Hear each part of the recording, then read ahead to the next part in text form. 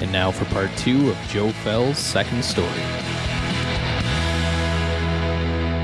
What was the craziest experience you had in there? So there were... Oh, the craziest experience or the craziest person? Whichever. Whatever you want to talk about. I'm just curious about your experience in there. I'll tell you about the craziest experience.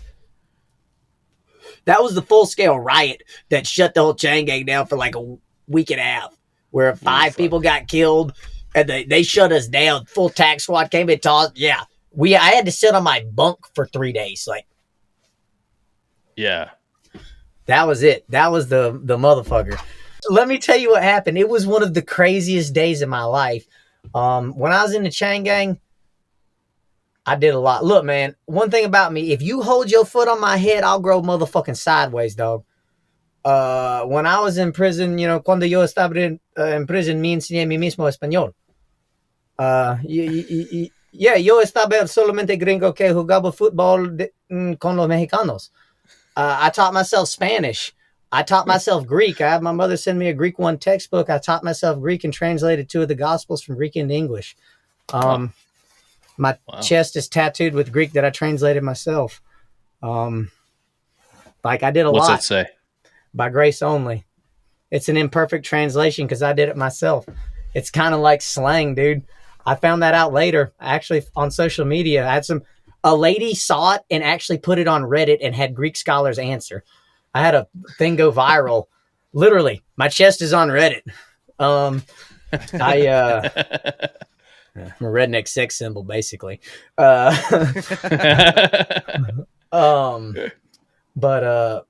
man, I did a lot. And so I was back there. I was always reading, always.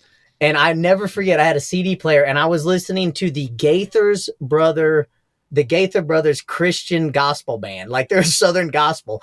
And I had my fucking headphones on and I had them loud because the chain gang's a loud place, dog. It's just loud. All the time is loud. And, I'm sitting on a milk crate. I always had books spread out and I was on my bunk back there in the dorm. And I just felt something going on. I don't know how to describe it. Like, anywhere you are in the world, you just know when some shit's finna pop off, or I do. And I don't know. I just remember like, what's going on? Like, I thought it might have been a game on. It was a weekend. Like, you could feel it when like there was a good game on, or the guys were playing fucking spades and they was, slapping them down. And so I just walked out there and I turned the corner. I come out and I see motherfuckers just running. I'm like, huh? And I got gospel in, and you got to admit, it's these guys singing gospel, and it's like, and I take them off, and I round the corner at this big window, and I look out, and the yard is a big circular fence enclosure, and the fucking yard is full of people jumping the fence. There's 250 people out there fucking fighting. And dude, and the noise from when the chariots come down, I was like, I'll never forget. There was a Mexican there named Ponce. He was a prize fighter, rumor was, and Ponce was out there. I mean, executing people with a right hand, dude. I'll never forget that. But like one guy, gangster disciple, overlord. I don't know. This is the word. Like, I didn't know them personally or anything like that. He was. Supposedly had beef with a sergeant, and the sergeant during we all know he had beef. That wasn't a dispute. I'm talking about his affiliation. I don't have confirmation on any of that shit, but that was the word. And he like had beef with Sarge, and Sarge saw him doing something, fighting, and so he went and handcuffed him, detained him, and chained him to the fence. And they probably put 200 in him. It's pretty much like a contract kill, basically, I guess. I don't know. Yeah, a few people died, and I found out a lot about that shit, man. I had to go to immigration when I was there. They had to verify my citizenship, dog. Is that because you were pretending to be Spanish or Greek? No. That's because I was born. When I got to immigration in Jackson, right. I was the only one standing in the Papua New Guinea line. I promise you, it was me and 10,000 Mexicans. I mean, that was it. I'm being honest. Yeah. And, dude, hey, transport's fucked up. You want to hear about that? Yeah, sure. Yeah. God damn, dude. So when you Do you get say what shacked, transport is for our audience who don't know? so transport is when you get shacked up at a chain gang and they're gonna move you out. You don't know.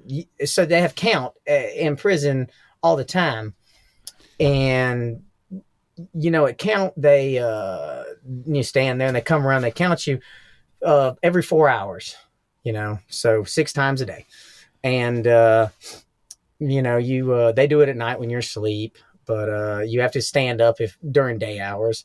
And at night they stand up and it's like 10 o'clock. They come in, Felz, pack it up. What do you mean? You're shipping out? What the fuck?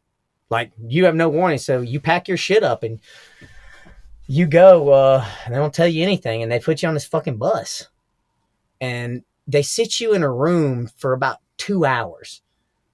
Just sit you there, and they don't tell you shit. Where you going? You in there with? I was in there with Wilson, a guy who worked at the law library. We didn't know. And so we ship out, and they put you on a bus with a Bluebird, man, and you drive to one chain gang. And they'll stop there, and they'll pick some people up, and they'll offload you, and they'll put you in a holding cell, and you'll sit there for an hour or two, whatever. I have no fucking clue how many places we went. They just take you around to where you have no clue where you are and keep you up till it was daylight when we pulled up to Jackson. They took like 10 hours to get us from fucking Reedsville, Georgia to Jackson, Georgia. And every room, somebody pops a fucking socket and they smoke cigs in there nonstop. It's just a hot box. And you're just pushed around, dude, with literally, man, you're in there with some tough people, man. And it's a lot of shit's happening during this time. This is a lot going on. And some of the guys that were involved in that riot were being shipped out to other camps at that time. And I was cool with the Mexicans, man. I was the only one allowed to play soccer over there, man. I wasn't a good soccer player, but I was always working out. By the time I got out, I could jump rope for an hour nonstop. I can right now. I still can do 30 unbroken pull-ups.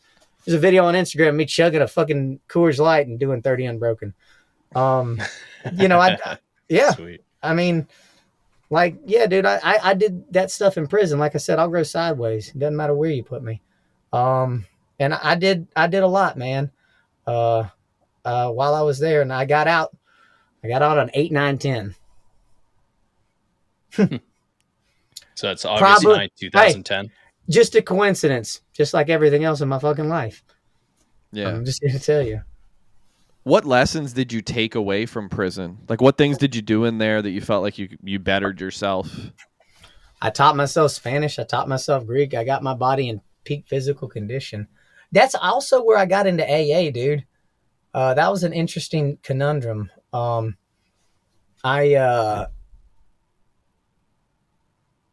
got into AA, man. Well, I remember thinking I never did any drinking or drugs while I was in prison on this theory. Like, I know it can't get no worse. That's what everybody else thought. This can't get no worse. But in my mind, I'm like, dude, if I'm in the chain gang for dope, what the fuck do I look like still smoking dope? I mean, right. I don't agree with what they're telling me, but I'm also not stupid. Like, what do you... Hey, you ever heard that? You in the shark house. You got to act right. You know what I mean? And so I didn't drink or anything. And I worked in the library there for a while until I went to maintenance, and I had all these books. And so I read tons. I grew up, I was a reader my whole life. And naturally, I was reading all these spiritual books, man. And I had burning questions inside of me, dude. My whole three that I found, which I actually found my fucking prison journal a few weeks ago. I don't know if you saw it. I actually have my fucking journal now. I can't wait to dive into it, but I had 3 questions that I was trying to riddle out, and that was, who am I? Who is God? How do we relate to each other? Those were my 3 things that I sat back there pondering, dude. Like, I have them written down, and I read everything I could. Fox's Variety of Religious Experience, Fox's Books of Martyr. I read a ton. I read the Bible cover to cover twice. Some of it in Greek. I read you can imagine, I just read tons and tons and tons. And I stumbled on AA because, or actually it was NA. The NA book was the first one I got. I'll never forget it. But I remembered because I had been to some meetings before. You know, when I was on the outs, they always send you to goddamn, you know, some bullshit ass, you know, rehab thing. You got to get your little paper signed. So I'd been to some meetings. And so I remembered, hey, they had these steps and it was like 12 steps. I didn't remember what it was, but based off of my 3 questions, I said, hey, maybe those would be a good idea. And I got the little NA book and I remember reading it and it sounded kind of hokey to me, like a spinoff. And then I got the AA book and it sounded a lot better, like it was the original. And I remember reading it. So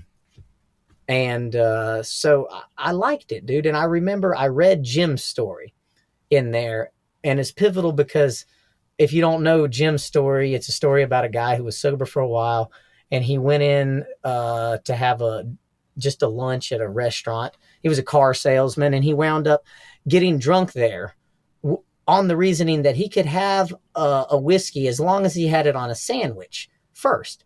So he had a sandwich and a whiskey, and that went okay. So he had another sandwich and another whiskey, and it just kept going. And then he wound up in the loony bin again. You know, he got really drunk. And that was the story. Well, one time they made some buck, which is homemade alcohol, and they asked me a million times, hey, Joe, do you want some buck? The guy's name was Booth. Old Booth asked me, hey, Joe, you want some buck? I said, nah. And, you know, and I told him all the time, no. And then that one time he said, do you want it? And I remember thinking, yes, I'm going to try it because when I get out of prison, I want to be able to say I had some buck when I was in here. Like I wanted to have the full 5-star prison experience. So I drank some of that buck, and the next thing I remember, I was eating the fruit out of the bottom, and I was drunk as Cooter Brown. Goddamn. Ooh. I vomited in a prison toilet, which is a humbling experience. Hey, this toilet has been shit in since the 1980s, Yeah, alternately shit in and cleaned with bleach rigorously. I mean, it's foul. And dude. And I woke up the next day feeling terrible. And I remember Jim's story, and I had I was like the same peculiar twist in my brain. I was just for some trivial, insane reason, I just said, I'll have this. And then I drank way too much, just like him. And that's how I got into AA. That's really why I went, because that story just resonated with me at a time. It was pretty pivotal in my life, and it made sense to me. And so that's why I went to AA. The day I got out, I went to an AA meeting, and I stayed there. I stayed sober for, let's see, May of 20. Say May of 20. Yeah. Okay. So, May of 2020. Yeah. Mm-hmm. So like almost 10 years. A little, yeah. If you count, that happened in prison. I didn't drink or anything for, I'd say the last year of prison. So if you count that, probably sober around 12 years, man. Wow. Something like that. 10 years, something like around that point. I don't know. Yeah. I'm not a calendar-y person. A long time. That was many moons. Many moons. Sure. That works. But man, and I didn't relapse. I left the program and just told them, like, I don't agree with y'all. There is not something intrinsically wrong with me. Y'all are the dregs of society. like what do you want me to say? I mean, and y'all are the grandest aspiration you'll ever have is fucking only drinking 4 cups of coffee and burning heaters all day and having a Harley with a fucking leather sash on the back. That's the most I'd fucking kill myself if I was that mediocre. I mean, and that was the grand, I'm serious. And that was their aspiration. Yeah. And then they're fucking, if you ever rose to this fucking status, you know what they want you to do? Stay here forever. Holy fucking shit. Oh, done. Gotta go. And that's why I left. This episode is brought to you by Bad Workwear North America. Bad is a fashion-forward workwear brand from Australia with a wide selection of workwear for men and women that is not only durable and functional, but stylish and modern as well. With items like slim-fit work pants, waterproof hoodies, and a robust women's lineup, you're sure to find something you'll love. They offer free returns and exchanges on all orders, and listeners of this show, you can use the code SECONDSTORY at checkout to get 10% off your first order at badnorthamerica.com. My last question with regards to prison was what did it feel like getting out on the actual day that you got out? Like, what did it feel like as you woke up knowing you're getting out, and what did it feel like afterwards when you actually stepped out the doors? Do you need Alex to bring you another beer for that one? No, I came prepared. Okay. I actually just had this conversation with my buddy Austin when we were running. I don't know if y'all saw I ran. It was really like 29 miles on the Appalachian Trail with Austin a few months ago, or about 6 weeks ago, man. And unsupported, just went out and did it in the mountains. Pretty baller. But we talked about this, and the highest of the highs and the lowest of the lows, guys, I have experienced them all in 37 short years. I mean, I'm talking about the most intense emotional agony and the most intense joy you could ever imagine, and then some you can't even comprehend. It's a feeling like none other. I just cannot put it into words. It envelops you and it builds over a period of time. Like every Christmas of your fucking life, and getting laid for the first time and winning the Super Bowl rolled into one. You're getting to go home. Shit, man. And you've been watching other people do it, and you fantasized about this more than you fantasized about Sally Fields. Like, I mean, a ton, and like, I just fucking can't, dude. Intense. It's the happiest day of my life. I remember I got out on 8, 9, 10, and the motherfuckers kept me in 8. Like, this is how shitty they are. You got out. Oh, yeah, well, the court was closed in time. They didn't get the paperwork here in time. We won't let you out till the morning. I swear to God. And so I was up for the next morning. Oh, that sucks. I was free. They let me go. But, the paperwork didn't get there in time. But y'all saw but we don't have the paperwork. Where did they make you sit and wait, in the cell, or? I did have my own cell, and they gave me a free world meal, and I got my choice of James Patterson novels. It's pretty nice for the McCormick County Jail, McCormick County, South Carolina, where you go on vacation and leave on probation. No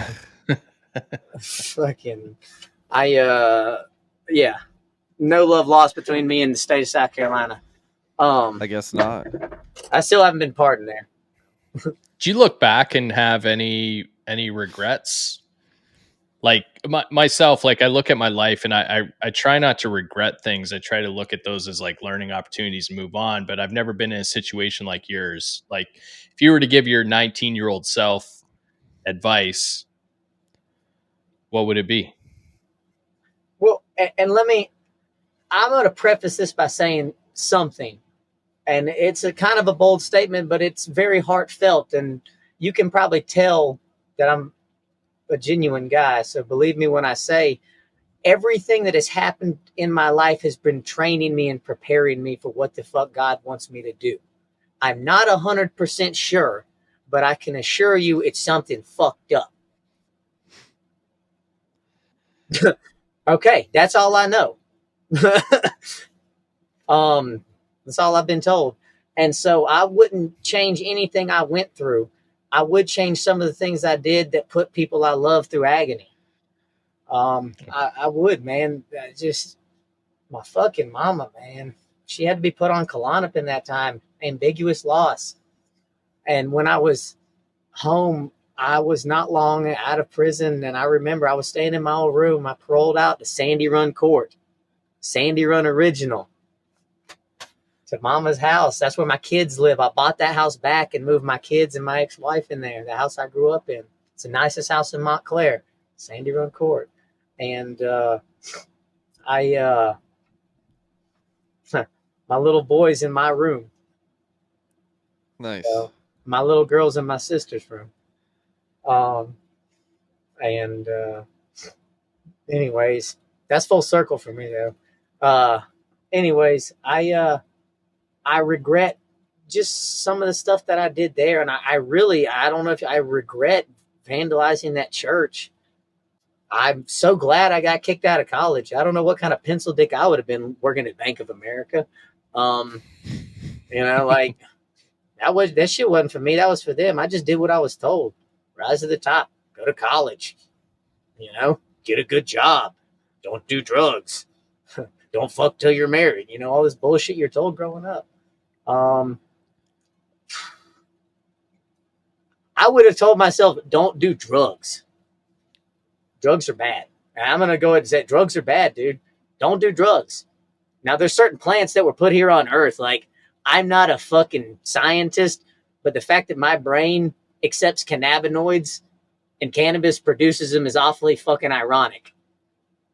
I mean, like, I think it's put here for a reason. And if you look at a pot plant, if you're a caveman walking through the forest and you see a pot plant, you automatically go, hey, that one looks completely different than all of these. And I've smelled it the last 2 days walking here. What's up? Like, I mean, duh, there's nothing wrong with that shit, man. So no, man, like just the lost time, missing my sister's wedding. Whew. I was in prison. Couldn't get there. Right. He was an asshole and they got divorced. So fuck him too. But redemption at the end. But still, like, I cried my eyes out that day. I couldn't be there. She was getting married. It's my only sister, But in those times, guys, you know what I have? My grandmother wrote me every week. I have all those letters, man. Wow, dude. She wrote me every week. Ms. Neville, my second grade elementary school, wrote me when I was in prison. Daniel McCall. People I went found me in fucking prison and wrote me letters. And like that shit that other people don't get, and you get to learn to appreciate shit on a level that you'll never experience any other way, because the diamond is forged through fire. And you hear people say that over and over, but when it happens to you, it's different, man. It's fucking different. Yeah. I mean, and and so I wouldn't change a goddamn thing, man. They created a fucking monster. I mean, and gave me a hell of a story and a mouthpiece to trash them sorry motherfuckers with. I don't know if I've talked about it on this show, but I've definitely talked about it to my friends, that there are a lot of like Western cultural values that the rest of the world doesn't necessarily share. You've kind of talked about some of them on this. What ones when you came out of prison, obviously it was 2010, right? You'd been away for a few years, you'd been on the run for a few years. What had really changed culturally that kind of shocked you when you came out and you're like, what is this? Had anything changed that much? Cell phone. You could get titty pictures from a text, dog. I mean, some things have gone a long way. I wasn't really tech savvy before. So like I wasn't, super tech savvy to begin with. So, a lot of that had changed. The speed of life was different. The economy was fucked, like it was, and 2010, that was pretty, 2010 was pretty tough. And so that was the main thing, is the economy was in the trash. It was an economic recession. You're fresh out of prison. Get a job. I have no license. Why don't I have a license? Oh, because if you get caught with a drug felony in Georgia, they yank your license. How the fuck do you want me to get a job to pay my fines? Figure it out, dog. I mean, okay. I'm a felon. I can't be there at this time. Why? Because the bus doesn't run on time. Guys, I'm sorry. I can only be sorry. Oh, you take the bus? Sorry. Oh, you do construction work? We'll be at this job. Okay, but bring your tools. Well, I mean, what do you want me to do? Like, honestly, what the fuck do you want me to do? The system is set up for you to fail over and over and over. Why the hell? Because once they get you, they got you, dog. once you in there and they got you working for free, why the fuck would they let you come out and work and get paid? Yeah. Fail. Was it, especially in the States, I don't know the exact numbers, but the rate of recidivism in the States is like 6 out of massive, 10. is it not? 6 out of 10. 6 out of 10. Yeah, there you My go. buddy, my road dog, Tim Rogers, is in the transitional center. He was my best friend in prison. Can't wait for him to get out. It's his third bid since he got out. He's been in, his third bid since I got out. He got out a few months before me. That was actually the page that was on top of my journal, was when Tim Rogers got out. And he got out, man, and he pulled 6 years now, man. And he's in his early 40s, and his kids are now 8 to 13. That's tough. That's really tough. That's tough. And I mean, like, you know, and yeah, dude, he's been in, and that, I know so many people, but that's what I'm saying. What do you want him to do? And you know, I had it, when you hear me tell my story, I say it every time, I stress it. I had $50. The state gives you a card. $50. The clothes on my back, which were state issued, fucking, you've seen them fucking Bobo ass Velcro shoes and some goddamn white shit and some starched ass jeans. 3 size. I'm 5'4". That's a one size fits all outfit, guys. Like, I look like both. You knew I got out the chain gang. Like, I ain't have to tell you. I was cholo as a motherfucker. And I'm telling you, man, and yeah, what do you want them to do? But the love and support of my family. I always say that. $50 clothes on my back, love and support of my family. Why? Because I had a place to go. I had a roof over my head. I had a phone I could use to call. If I needed a ride, they could give me one. You know, and I got a job. Man, I had to hustle. I worked everywhere from the day I got home. I went to an AA meeting the first day I was home, and I worked the second day. I started working around mom and said, hey, something. I'm always a worker. No matter what happens, I'm a worker. If you wear it, doesn't matter. And so I just started I got a job at Rob Zapata's Electric making $8 an hour. And I got to give it to Rob. I knew nothing about electrical.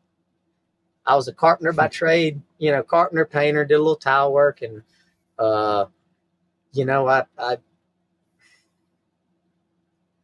told Rob, hey, Rob, I went in there. I said, I'm fresh out of prison. Here's the deal. I won't rob from you. I won't steal from you. I'll show up on time. I'll work hard. And Rob said, okay, good. I don't care. You show up, you'll work. All right. No phones on the job. You don't discuss pay. You'll be fired immediately. Okay. $8 an hour. Okay. Yes, sir. Start tomorrow. Okay. And this is the craziest thing. People knock it. Like, you work for $8 an hour. And the craziest thing is college people knock it. Yeah. I got paid $8 an hour to learn electrical. I'm a licensed electrician right now, dipshit. That's a professional license. I got paid $8 an hour. How much did you pay for your nursing degree?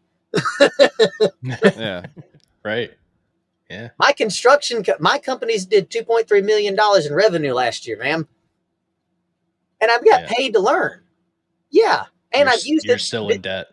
I also built this van, the solar in this van that's running right now, that's providing all the electricity to run all this from the sun. Now that's next. Like, yeah, I learned some shit. I think trade work is amazing. But I went from there and I got another job at Tub Doctor, which is Eddie Singleton, my dad's friend. Oh, Eddie, man. I like Eddie. But he's just, I mean, he's a salesman named Eddie. I mean, what do you want me to say? I like Eddie. Oh, boy. I like Eddie. Working there was a trip. Yeah, it was fun. Oh. But I was making $12 an hour to remodel bathrooms myself throughout the whole thing. Once again, learned plumbing, you know, tile work. I learned a lot of experience. And when I was doing that, I knew I wanted to work for myself. Okay. Why? I don't know. Well, I always worked circles around everybody else, not in experience, just in effort and production. I didn't, you know, they all went off on lunch to fuck off and go to Zaxby's and take a full hour. You know what I did? I took my lunch that I brought with me every day and I ate it and I sat there and I read a book when I got done. Nonstop. Lunch, I couldn't work that hour, but I was not going to sit there and do motherfucking nothing. I would sit there and read the big book of Alcoholics Anonymous and do push-ups. Chain gang is a motherfucker, dog. And I remember I got my little business license for Creative Construction Solutions on lunch break when I was working at Rob Zapata's. I remember where I was standing. It was pretty cool. I was talking to the Secretary of State. My LLC had been approved, and I got it, man. And I started doing work, man. Started a little business. So, and that's... I love that. During your lunch break, that's how I wrote my first book, was just on lunch break at my job. Just get an hour, sit down with some food, work on a book. That was really the only time of the day I had free time. So what was your book about? My book was a fiction book about, it was a crime book. That's right. I remember. Okay, now we talked about it now. So I got that same smoke of the weed memory problem. Corey has it too. He forgot you were born in Papua New Guinea. So I forget occasionally too. What's your name again? What's that? What? So I'm guessing, learning the trades was kind of your first step, the first move you made out of prison towards becoming an investor. Beyond that, what was really the first thing that introduced you to the world of real estate? Really, I'm gonna give a shout out to Marvin Pierman, man. That was my grandpa. Marvin Pierman was a great man. I have his hold on. Give him a shout out. Marvin Pierman's favorite hat, man. My mama gave it to me. It was handmade in Ireland in the 1940s. It's wool. Wow. That's awesome. Yeah, man. I have all the Hey, Marvin, love you to death. And Marvin Pierman said, son, if you ain't got the money for it, you don't need it. Good way to think. He had a house, and he bought one and then rented it out. And that's how my uncle bought his first house. It was one that they had that he bought from them, and then he moved to one. So my family had just one or two, like they moved out and kept it. That idea was in my head. And Mary Fran Pierman told me the first real estate lesson I ever learned, which was you always want the worst house in the best neighborhood. Yeah. I remember her telling me that. Great Yeah. advice. Solid advice. Yeah. But other than that, the Estroffs, man, I'm telling you, Malcolm Estroff, Brian Estroff, and Heidi Estroff, just when I went out on my own, that's where I got most of my work from. Was I answered an ad in the Augusta Chronicle. You want to talk about culture shock? I had a little bit of pride about myself. My tool belt, Mary Fran Pierman got for me. I always wore my belt. I feel if you don't show up with a belt on at my job, you going home, dog. If you ain't got one, it ain't fitting to work out here. You ain't the type of worker we are.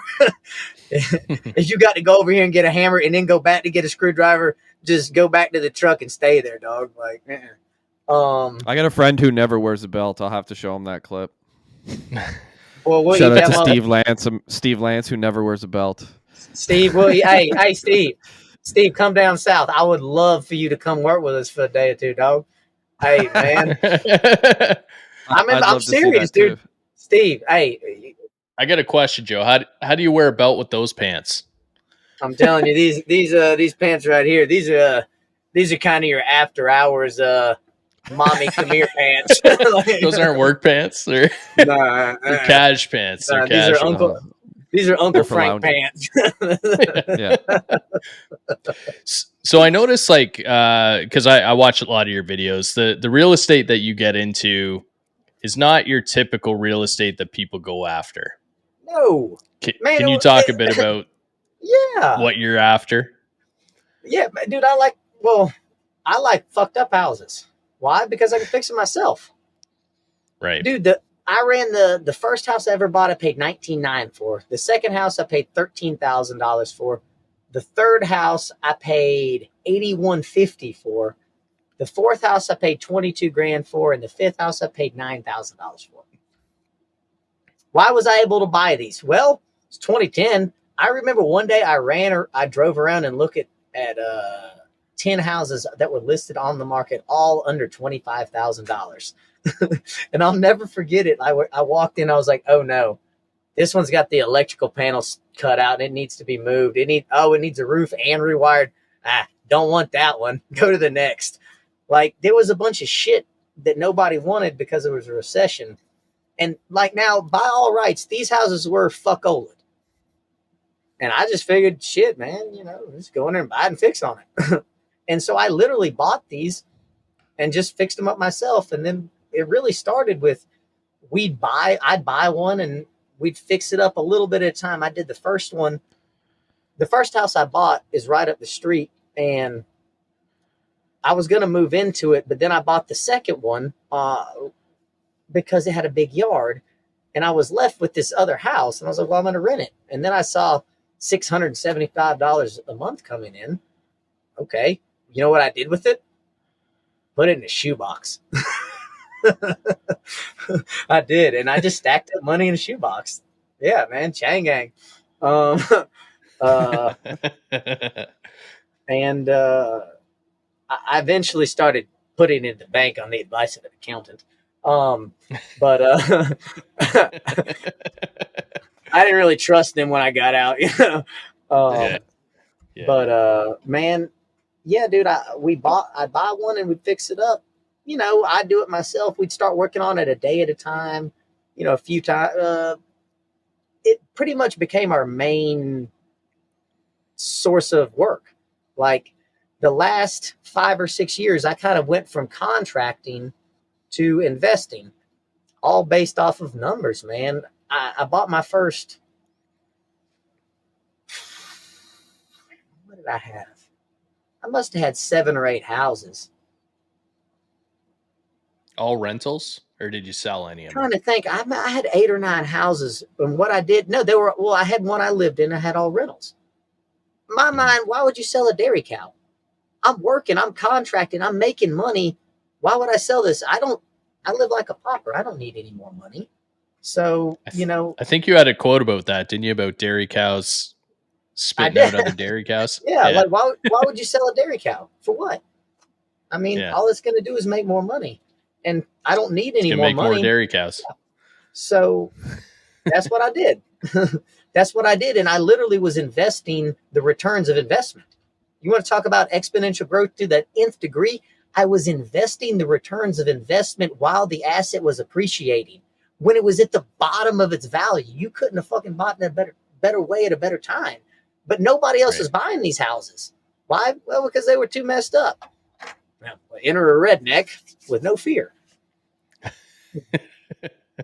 And I did, man. Like, if I had all the pictures of the shit I did, you would, dude, you're in cinema. You already missed 10 years of the best show on earth. Like, golly, dude, the first house I ever flipped on my own, I'll never forget it. It was on Almond Road in Augusta. If you drive down this road and keep going straight, you're going to hit a place called the Augusta National. This is a pretty good spot of Augusta. And there was one house there. It's condemned. Fuck Olin. It had caught on fire and had tarps on the roof. And I had flipped 1 or 2 houses. I'd flipped 2 houses at this point, right? And I used somebody else's money on them. And on this one, no, I'd only flipped 1. I used somebody else's money on that one. And I'd only flipped that one. I got the money back. And then I saw this one on Almond Road. I was sitting on some cash and I saw this house. And I didn't know anything about wholesale and marketing. Y'all are going to die. You ever heard the saying, a blind hog will find an acorn every now and again? That's what happened, all right? Literally, that's what happened. Just a coincidence, like everything else in my life. Yeah. And there was a kitchen fire and it burnt the top off of the roof. And they had been squatting in there, running a generator. The water was turned off. The county had condemned it. They were pissing and shitting in the toilets until they filled up and flushed on themselves just due to volume. There's cracked pipes. Geez. It was tough. And I remember walking in there. My wife at the time was behind me filming. We can find this video. I don't know. I hope we can. We posted on Facebook, I believe. But it was me walking on this old green carpet and it was soaking wet. And she was like, Joe, you bought this? And I said, yes. He was homeless, living out of his car, and he was at the library using their computer and just happened to be on Messenger. I met him at the Kroger parking lot, signed a contract, and gave him $100 so he'd have gas to get to the closing. And I bought a house for $25,000 that I sold for $200,000 7 months later. Jesus. Man, you would have the best fucking HGTV show ever. Yeah, you would. Honestly, actually. you and Alex walking into a house like that, it would be the greatest. I know, like, so, like, full disclosure, I already know that. It just takes the right person to see it. I mean, like, Yeah. I know everything you see online is literally me. I have cut and produced and hashtagged and posted every goddamn video myself. I had no iPhone until April of 22. I had cargo shorts and an Android.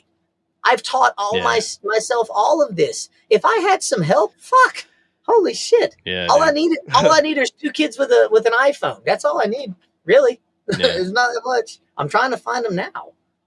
Yeah. Did you, when you were going through that, so like getting out of prison, getting into the trades and real estate and stuff like that, did you always believe that you were going to turn your life around? Like that you were going to come out of this thing in, you know, the position that you're in now? Real talk. Man, if you want the real nitty gritty, dude, I'm driven to the ends of the earth to move until I die. Smoke and mirrors, dude. I'm here for a purpose. Like, I'm just here to tell you, dude.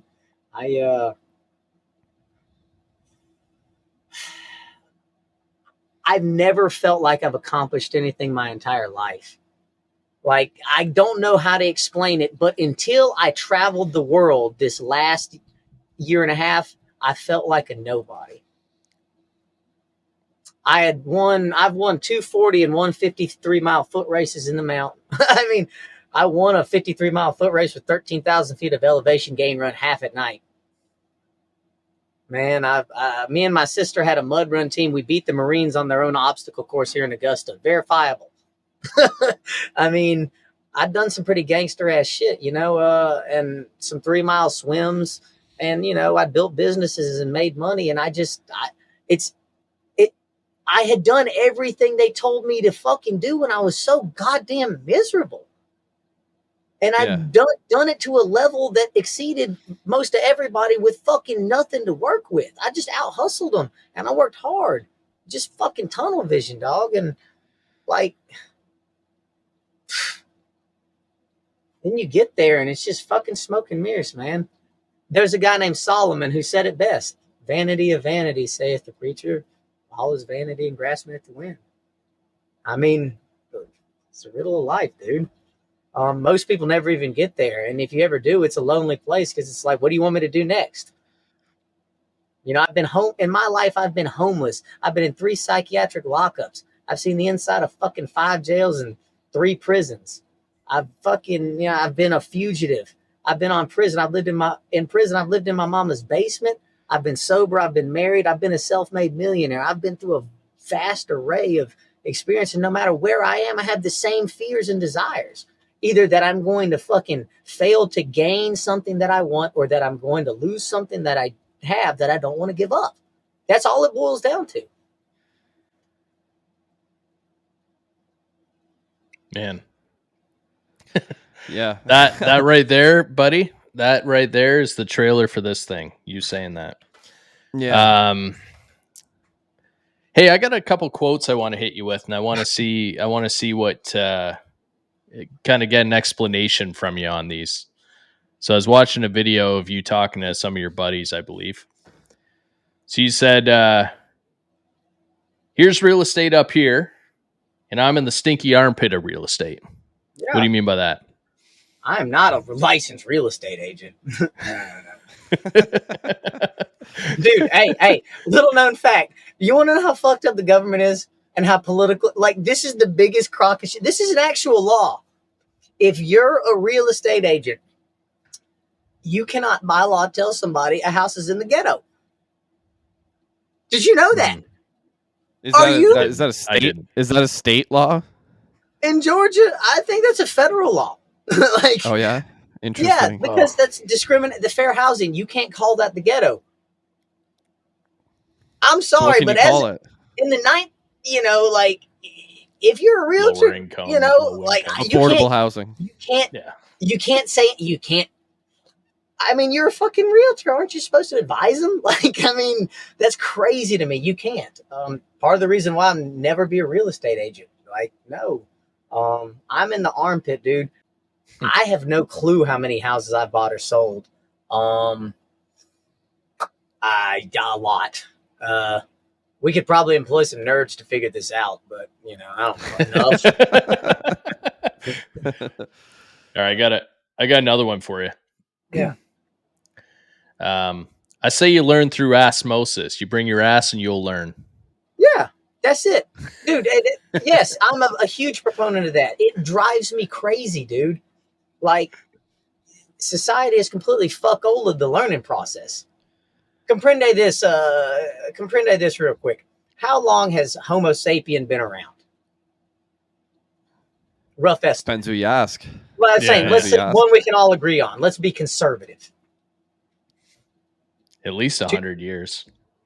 250, 100 years. 250,000, a mil. Yeah. Yeah, some people think several million. Yeah. Let's just say a mil. That's pretty low. A mil. All right, a million years. Sure. How many years have humans been able to read? Oh, it's a good question. I don't know. How many years has reading been a widespread thing? When was the printing press involved? Let's just take that as a rough date. Probably the last 200 years, I'd say.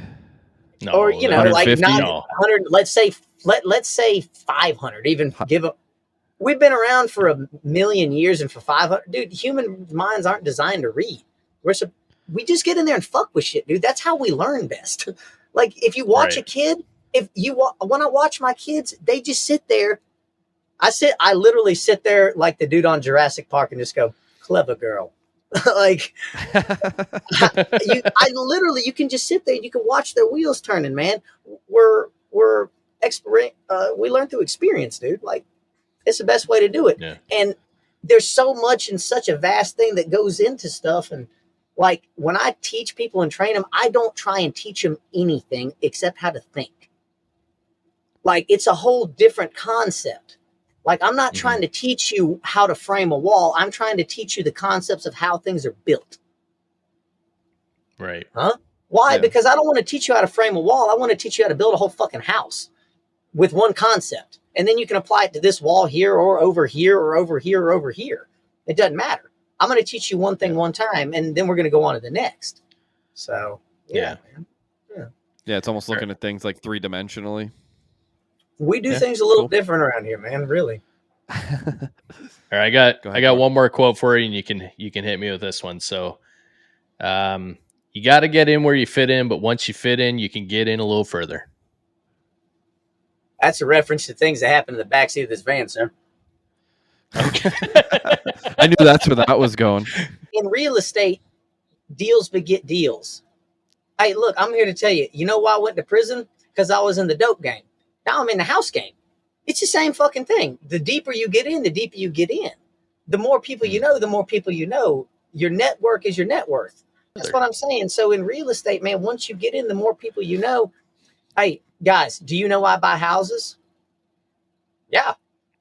Everybody in Augusta knows I buy houses. Oh, call Joe. He's a real motherfucker. I mean, that's the thing. The craziest thing that in America, if you want to be a good businessman, just be honest and genuine. Holy fucking shit. Say, I'm a real person. I will give you a fair price for your house. I'll let you see my underwriting. I'll explain to you how much this costs, how much money I'm going to make. I'll tell you everything about it. I'll tell you can get more money selling this on the market. But if you have to sell it right now for cash, I'll pay you this much. I'll look you in the eye, shake your hand. We can sign a contract or not. Like, very genuine. Like, yeah. And when you deal with people like that, they just want to fuck with you. And like, I got in where I fit in, man. I'm in an industry of hustlers, dude. Off-market real estate is a bunch of hustlers, man. Movers and shakers. There you go. Cheers. So what made you get into videos? guys, so like you got to understand, like I grew up without a TV. My family rented a TV from Blockbuster to watch the Braves win the World Series in the 90s. 95, right? Right? Was that 95? Yeah. I had no social media. I had Facebook for a little while when I first got out the chain gang.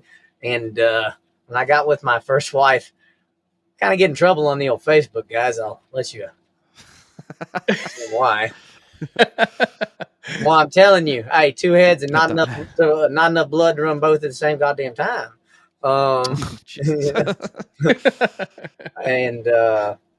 I so I wasn't on the internet for a long time, and I remember talking to my mama, man, and telling her,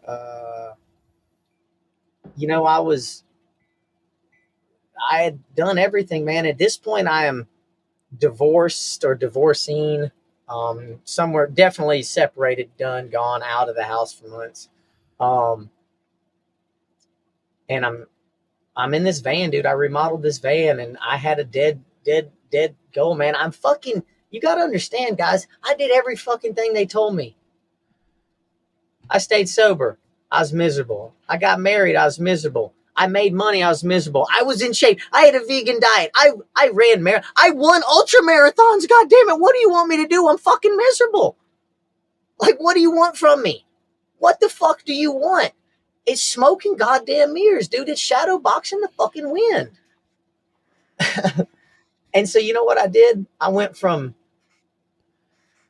had gone from an 800 square foot house to a 2,200 square foot house to a 3,500 square foot house, the house that they live in. I bought it back, and then I went to a van. I went to a 500 square foot converted stable downtown, old slave quarters. And that's where I bought and I remodeled this van that I'm standing in right now. And I pretty much sold all my personal possessions. We moved in this fucking van. And I said, fuck it.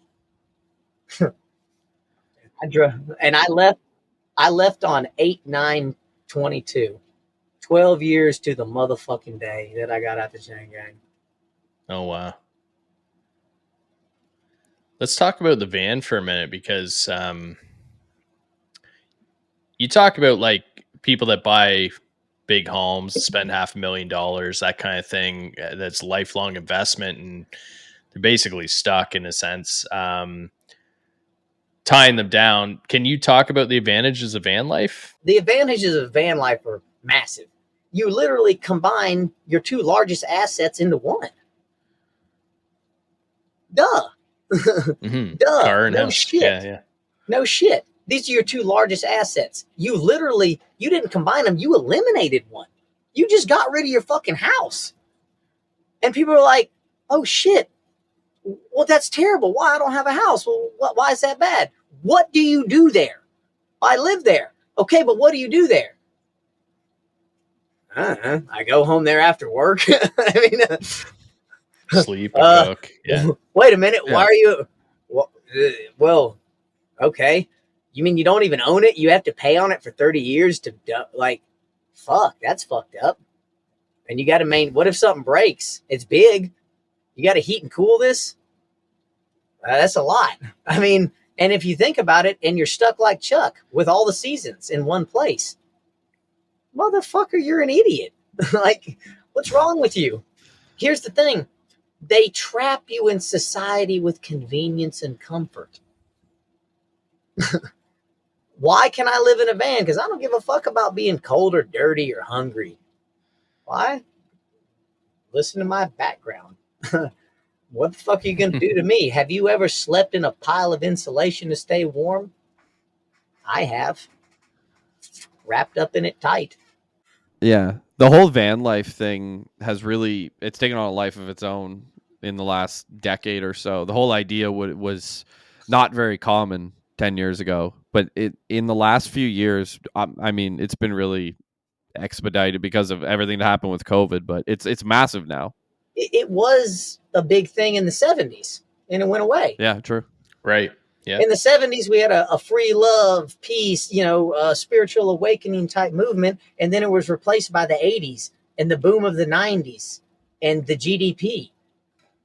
And I mean, Yeah. I literally, you're going to laugh, I literally live in a van partially to find parts of America that still exist like they were in the 1970s. Yeah. That's literally what I do. I try to get away from the concrete jungle that's plastic and fake. I hate it. It steals my Yeah. fucking soul, man. I hate it.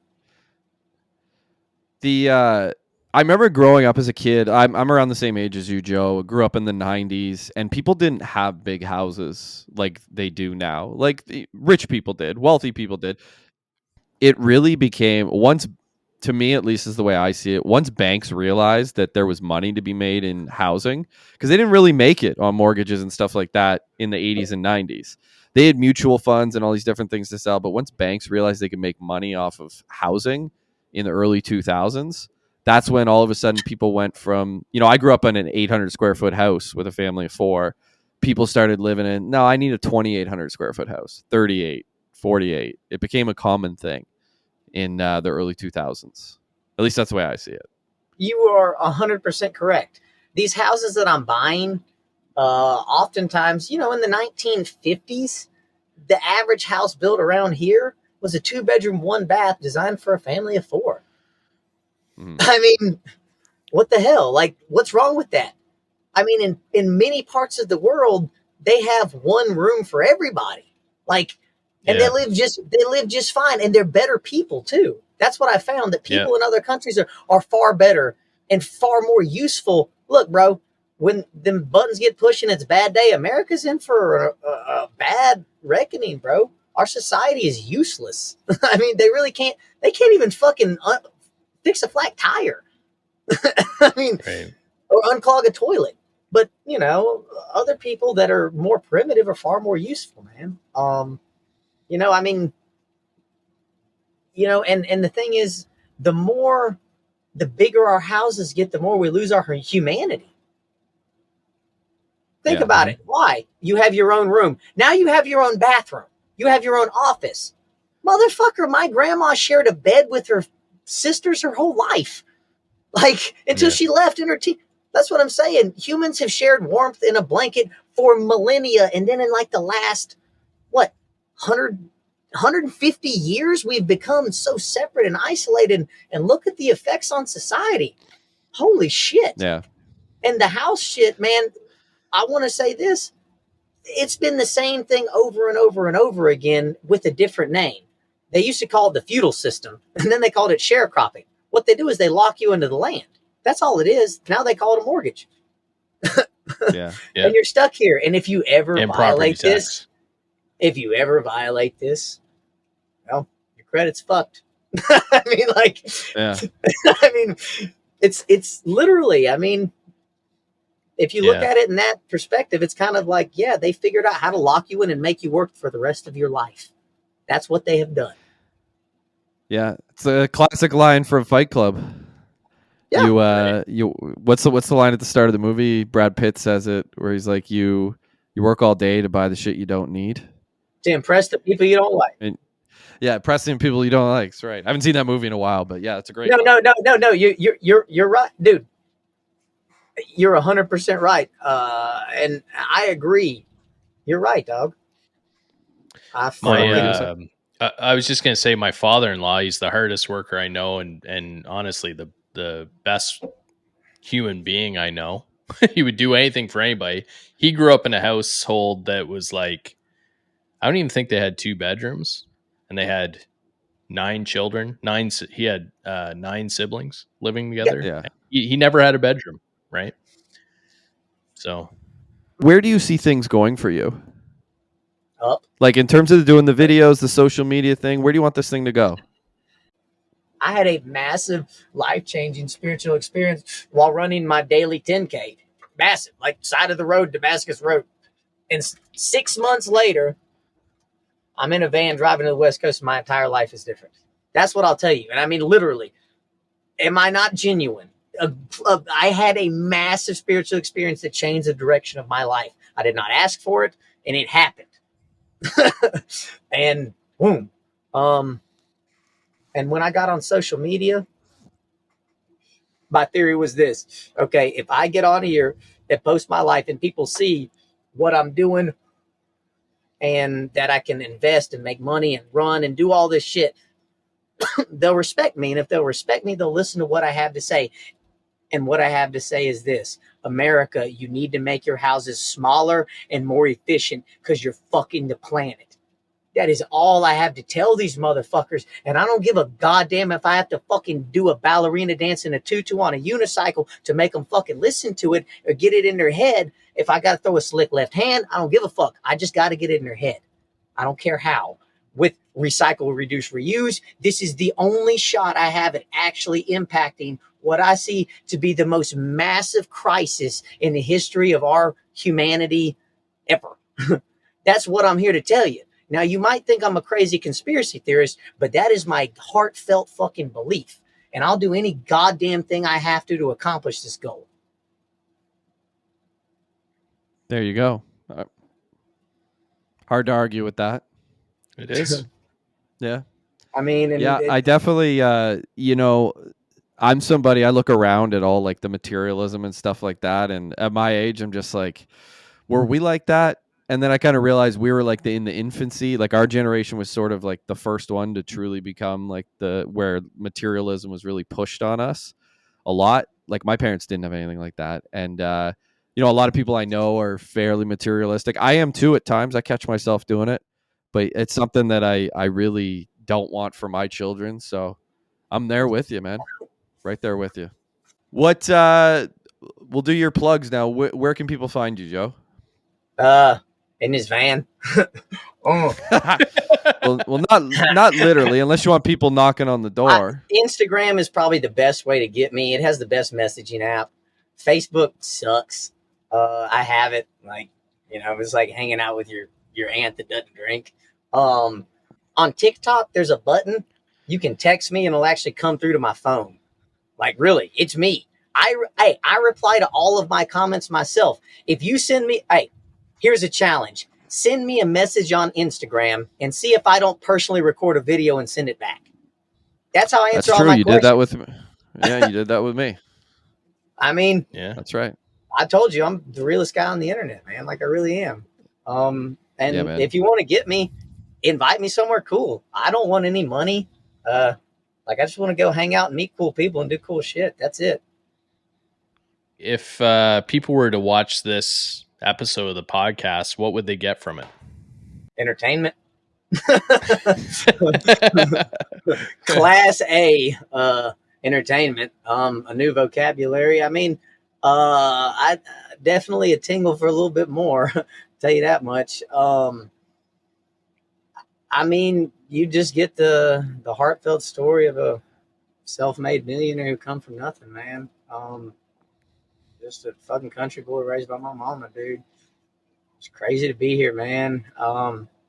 But now, after doing all this, I've gone around the world and traveled some. In the last year, I drove the country coast to coast 4 times. I've been in 4 foreign countries, and I know a few things about life that I feel if people listen to would help them tremendously in their happiness, not in their money, not in their fucking societal advancement, but in their happiness. And that's the main thing I'm telling you. And surprisingly, if you put some of these things into action, they'll turn into money. Jesus fucking didn't like money, but he had somebody that carried money. I feel him, Yeah. So, and hope. Hey, I'm a fuck up. I'm an 8-time convicted felon. I'm a class A fuck up and a throwaway in the eyes of society, but I'm doing the goddamn deal. And if I can do it with the cards I was given, there's no fucking reason you can't. Like, honest to God, look at the cards I was dealt. I'm a 5'4" white boy. What the hell you want me to do, man? I can't even dunk a basketball. I was dropped in the chain gang on fucking weed. Huh? Yeah. Like, goddamn. Talk about, I was one of 3 white boys on a 90-man dorm. Like, I went through some shit, man. I just kept working. And if all you do is keep pushing forward, you'll get somewhere one day. I don't know when, but you got 2 options. Sit there and lay down and fucking take it or keep going, dog. And I'm never going to go out like a bitch. It doesn't matter what the odds are, man. And you shouldn't either. That's good stuff, dude. Yeah, appreciate that, man. And your videos bring me a lot of joy, and they have given me a lot of advice, and I do appreciate them, man. So thanks a lot for coming on Second Story.